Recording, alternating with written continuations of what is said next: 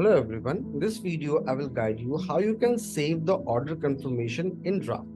So for that, first of all, you need to go to all modules. Here you need to select sales and purchase. Once you will come in sales and purchase, on your right hand side, you need to select create document option. After that, select order confirmation and select the buyer name. So why draft option is provided? Suppose by any chance while creating the document, some details are missing and you don't have the details handy. So it will take some time to go ahead and get the details and then create the OC. So till the time you can save the draft, or later on you need to make any edit. So for that you can save it as draft. So how? So this is the OC creation page. Here I will quickly just go ahead and fill some of the details like title, delivery dispatch date. After that, going below, I will select my item. Once I will go ahead and select my item,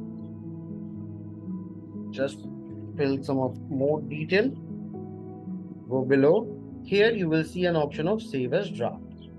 Click on save as draft and this particular OC is saved in draft. You can see the draft icon here as well.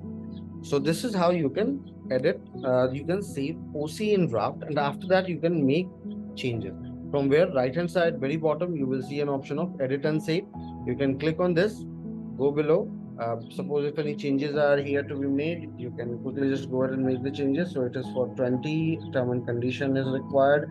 I selected some of the detail and then after I clicked on save and send, and this particular order confirmation is created. I hope this video will be helpful to you in order to save the document in draft and how to save and send it again. Have a good day ahead.